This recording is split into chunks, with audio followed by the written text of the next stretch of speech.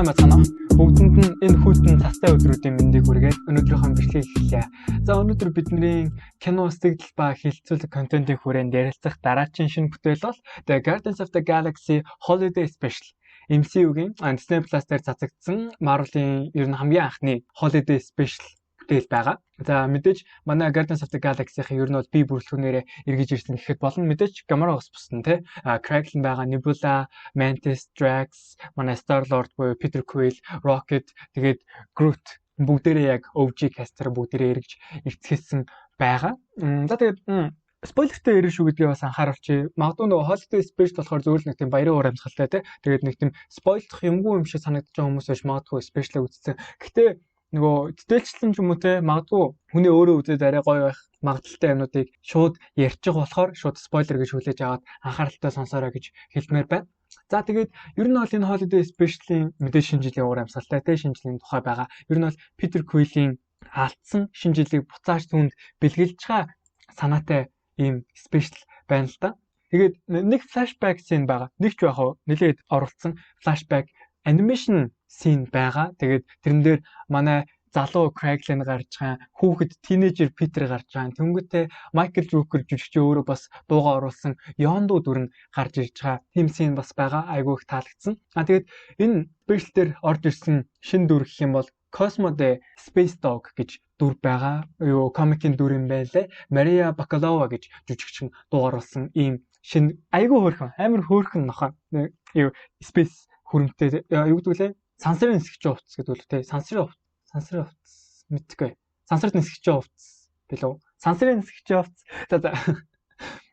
Maria Bakalova гэж жүжигчин дуу оруулсан. За, миний хувьд бол Maria Bakalova жүжигчнийг Borat-аас харж байсан. Тэгээд юунаас сая A24-ийн Bodies дээр бас гол дүрийг бүтээсэн жүжигчин байгаа. За, тэгээд энэ бүтээл бол хамгийн анхны MCU-гийн вилэнгүү бүтээл байгаа. Эсрэг дүргүү гэсэн үг шүү дээ. Ямар ч эсрэг дүр байхгүй. Яг мэдээж Holiday Special болохоор заавал нэг тийм амар сүрэл мөрөл авчаал тэ амар вилний хүн гарч ирж мэрэлэх шаардлагагүй л дээ. Гэтэ ер нь бол Marvel-ийн яг тийм вилэнгүү бүтээл байгаад би бас айгүй баяртай байна л да. Одоо чинь She-Hulk ч юм уу. Ялангуяа Miss Marvel хэрвээ вилэнгүү байсан бол илүү дээр бүтээл байж болох байсан болов уу гэж би ер нь бол боддгоо л доо. Miss Marvel-ийн хувьд бол тэгэл яг teen drama те teen romance drama ч юм уу тэгэл fantasy те тиймэрхүү жанруудаа холиол гоё хийцэн бол илүү гоё болох байсан юм шиг. Зүгээр л нэг өсвөр насны охин супер павертай болсон тэрийг л explore хийж байгаа. Тэрэндээ алдар нэртэй болж байгаа ч юм уу те тэрнээсээ өөрөө эргүүлээ цохил авч байгаа те тэр тухайн гаргаад тэгээд өсвөр насны хүүхдүүдийн relationship те хоорондын үерхэл нөхөрлийн тухай илүү explore хийгээд гаргасан бол илүү хөөрхөн байх байсан болов гэж бодож байна. Гэтэ яг нөгөө Captain Marvel-ийн sequel болох те Marvel's canon дээр илүү холбогч байгаа болохоор тэгж гаргасан байхаа гэж найдаж байна. Тэрнээс биш Jim нэг тийм ойлгохтой мэдгүй нэг тийм хэрэгтэй idea байгаагүй юм шиг санагдаж байна. Гэтэ зөвхөн миний бодлоо л да.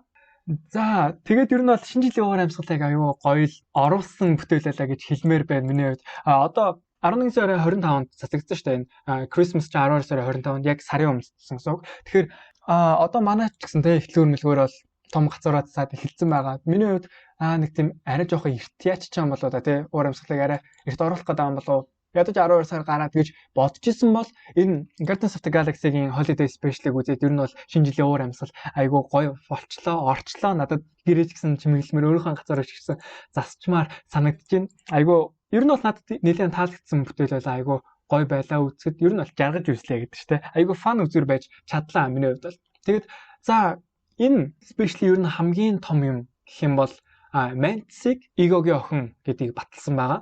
Ego-гийн охин буюу манай Peter-ийн sister тэ эгчин дүүн эгчин л байлгүй мэдгүй ямар ч сан team тэ манай хоёрыг гэр бүлийн хоёр гэдгийг нөө siblings тэ эцэг эхтэй ахын тус гэдгийг эгч зүс мэдгүй гэдгийг зарласан байгаа. Тэгээ тэр амар хөөрхөн байсан. Амар хөөрхөн энэ хоёрын хоорондын chemistry тэ тэгэл Peter миний зулсараа авч ирсэн хамгийн гоё бэлэг энэ тэр гэж хэлээл айгу хөөрхөн байсан. Тэгээд Pom Clementine жүжигчний Mantis дүр ямар хөөрхөн юм бэ? Ямар эсвэл яг хуу Guardians 2-оос хойшоо бид нэр зөндөл кинон дээр харж байгаа л да Mantis-ийг. Гэтэл саяны Holiday Special дээр бүр л илүү хөөрхөн. Эсвэл хараагүй утсан болохоор ч тэг санагдаад байгаа юм уу? Айгүй л свет, айгүй хөөрхөн санагдаад. Гэхдээ нөгөө Kevin Bacon-ы ардаас хөөж байгаа энэ хэсгүүдээр амар creepy те. Нэрээ бас Kevin Bacon жүжигчин бас өөрийнхөө дүрийг бүтээж энэ Holiday Special дээр орж ирсэн байгаа. Энэ бас плотын нэлээд том хэсгүүд энийг. Тэгээд Peter-ийн өсвөр насндаа хүүхэд насндаа үздэг байсан Баатрыг нь өөртөө навчилж уулзуулж байгаа. Баатар гэхдээ яг үнэндээ бидний одоо Chris Evans миний Баатар байлаа гэж бодоход надад Chris Evans-ыг уучруулж байгаа гэсэн үг байхгүй. Би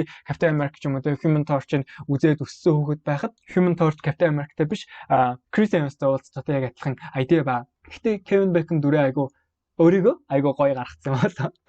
Kevin Bacon-ыг бас айгу гоё ашигласан болол гэж бодож ин James Gunn. Мэдээж James Gunn өөрөө зохиол бичээд найруулсан байгаа. Тэгээд манай хүн Guardians of the Galaxy Volume 3-ыг гаргачаад ер нь бол Marvel та бараг ажиллахгүй DC дээр илүү анхаарч ажиллах байхаа гэж бодож байна. Тэр тухай бас Black Adam-ийн spoiler cast дээр илүү дэлгэрэнгүй ярьсан байгаа шүү манайхаа ороод сонсохыг хүсвэл. За тэгээд ер нь бол нэг юм хүү байна. Тэгээд Kevin Bacon-ы гэрийн хаягийг заах явж байхдаа бид нар бас нэг хэдэн хүмүүстэй бидний ертөнцид байдаг одуудтай бас таарлсан хэсээс зүгээр л MCU-д тэр хүмүүс бас од шүү гэдгийг баталсан момент гарсан л та. Arnold Schwarzenegger байсан, Margot Robbie байсан, John Cena байсан өөр хин байлаа да. Энэ хүмүүс нэг MCU-д ч гэсэн star, тэгээ movie star гэдэг нь батлагдсан байгаа. Тэгэхээр нэг хэсэндээ сайд юм хизээч бид нэр тэр хүмүүсийг Marvel ямар нэгэн комикийн дүр бүтээж те дэлгэснээ амжуулж гарч байгаагаар харахгүй нэ. Тэр бол жоохон харамсалтай элемент болж байна. Гэхдээ яг бүх тээж үжигчд Marvel руу орж ирэх албагүй шүү дээ. Тэр бол бас жоохон хүмүүсийн ярианэлтэй болоолсон. Манай Tarantino ч гэсэн те яг Marvel-ийн жүжигчдийг movie star бишээ. Яг комик дүр нь л өөрөө star гэж ярьж мэрэлсэн. Би бол тэрний жоохон сэргэл байна л да. Ингээд жүжигчин ч өөртөө оногдсон дүрийг л яг гоёор гаргаж ивэл тэгэл тэр чинь гоё шүү дээ. Тэгээд Groot дээр ярих хэвээр хоёр юм бас үлдчихэж байгаа юм байна. Groot-ийн царай аягүй сонирн байсан. Яг Baby Groot-ээс илүү baby face-тэй болсон юм шиг санагдсан та нарт яг нэг teenager Groot байгаа шүү дээ. За боли яг зүгээр арай нэг жоохон хүүхэд болсон байгаа шүү дээ. Яг baby биш, бүр жоохон биш. Тэгэхэд тэрнээс илүү baby face-тэй харагдсан. Тэр нь жоохон weird тэ санаа. Тэгээд post credit scene дээр Groot-ийг яг тэ Christmas tree болгоод шинэ жилийн гацуур болгоод чимгэлжсэн чинь гараа буулгаад мань хүн тэр Christmas-ыг ruin хийшлээ тэ эсүүдгчлээ гэж Rock яриад дахиад нэг special хийхэндээ гэж хэлсэн. Тэр одоо яг дөрөв дэх ханыг нэвтэлчихэж байгаа юм уу те Rocket тэгээд өөрсдийнхөө special хийж байгааг мэдээд тэгээд дахиад хийх гэж байгаа гэдгийг хэлж байна. Одоо тэгээд дахиад special хүлээн гэсэн үг үү бид нар энэ дээр бас амар жоохон сайн асуулттай үлдсэн. Та нар тэгээд үтсэн бол энэ дээр бас өөрсдийнхөө сэтгэлийг хуваалцаарай. Яг юу гэж бодох хэрэгтэй вэ те бид нар яг юу гэж бодох вэ? Бид нар She-Hulk яаж дөрөв дэх ханыг нэвтсэнийг мэдчихаа. Тэгэхэд Rocket бас дөрөв дэх ханыг нэвтлээд байна гэж юу? Энэ дээр бас тамга хуваалцгаагаарай. За миний The Guardians of the Galaxy Holiday Special-ыг үзсэн сэтгэл нэг иймэрхүү байна. Та нар үзсэн бол өөрсдийнхөө сэтгэлийг ч гэсэн хуваалцаарай гэж хүсэж байна. Тэгээд Merry Christmas everyone. Дараагийн амжилтгаар уулзлаа түр баяртай. Манай Facebook, YouTube, Castbox гэх мэтлэн платформуд дээр дагаарай, лайк, шеэр дараарай. Хамгийн гол нь комент үлдээгээрэй. Тэгээд донешн хэлгээгээрэй. За дараагийн бичлэг аудионуудаар уулзлаа түр баяртай.